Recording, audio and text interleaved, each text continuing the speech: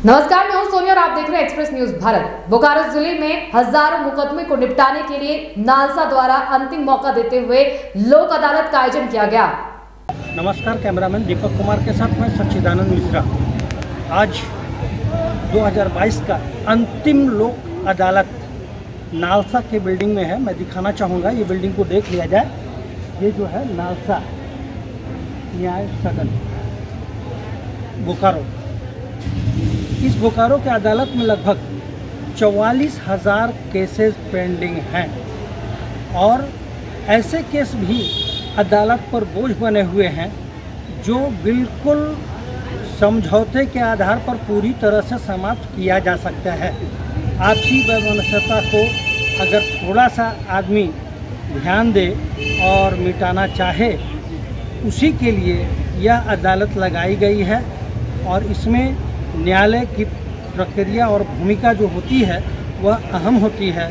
तो ऐसे लोगों को मौका दिया गया कि आप लोग आपसी सहमति से जो केस के वजह है ही नहीं, उस केस को यहाँ पर निपटारा कर लिया जाए। तो उसी के लिए ये लोक अदालत लगा है और यहाँ पर हमारे जिला सत्र न्यायाधीश, हमारे मुख्य न्यायाधीश, आरक्षी अधीक्षक चंदन कुमार, ये सारे लोग यहाँ पर मौजूद हैं और उन्हीं के संरक्षण में यह किया जा रहा है।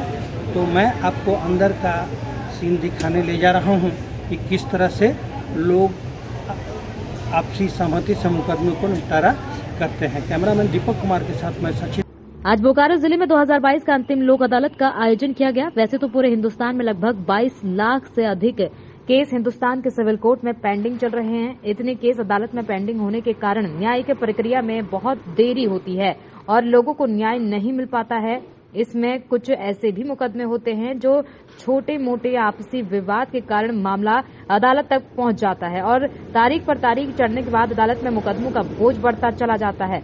लोक अदालत ऐसे छोटे मोटे मुकदमे जिन पर कोई बड़े अपराध नहीं हो और आपसी सहमति से केस को समाप्त किया जा सके, इस आधार पर केस को समाप्त करने के लिए लोक अदालत के माध्यम से सभी वकीलों को सूचना देकर अदालत में बुलाया जाता है और मुकदमों का निपटारा किया जाता है। मिली जानकारी के अनुसार बैंक लोन के मामले में लगभग इस लोक अदालत में 35 करोड़ लोन विवाद का निपटारा होने की संभावना है। इस लोन अदालत का उद्घाटन बोकारो जिला के माननीय जिला प्रधान न्यायाधीश सुश्री कुमारी रंजना अस्थाना ने किया। बोकारो जिला के मुख्य न्यायाधीश के साथ साथ इस लोक अदालत में बोकारो जिला के उपाध्यक्ष श्री कुलदीप चौधरी एवं आरक्षी अधीक्षक श्री चंदन झा उपस्थित। हाँ सर जी, आपसे एक सवाल है। आप तो बार एसोसिएशन के अध्यक्ष महोदय हैं जी। इस लोक अदालत में माने पूरे अधिवक्ताओं का क्या सहयोग रहता है? क्या वे दिल से चाहते हैं कि सारे केस का निपटारा हो, क्योंकि उनकी एक तरह से आमदनी मारी जाती है? नहीं, ऐसी बात नहीं है। सभी अधिवक्ता लोग इसमें कोऑपरेट करते हैं और इसका ही नतीजा है कि बोकारो का जो डिस्पोजल रिकॉर्ड रहा है बहुत ही सराहनीय रहा है, बहुत ही सराहनीय रहा। तो वकील लोग दिल से चाहते हैं कि सारे मामले लोक अदालत में निष्पादन हो जाए? निश्चित वो भी समाज का एक अंग है और बिना खर्चे का स्वतः इसमें न किसी का जीत होता है न किसी का हार होता है। तो इसलिए समाज के एक प्रहरी होने के नाते हम लोग बहुत सहयोग देते हैं जी। पिछली बार मैंने आपसे एक इंटरव्यू भी लिया था जिसमें आप लोगों ने सुरक्षा बीमा योजना के लिए मांग की थी।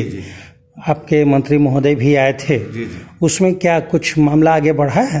जी नहीं, अभी हम लोग के बार एसोसिएशन की तरफ से भी जो है पहल की गई है और वैसे विधानसभा में आवाज उठाने के लिए हम लोगों ने अभी रिसेंटली श्रीमान सरजू राय जी से भी आग्रह किया है, उन्हें भी ज्ञापन सौंपा है जी।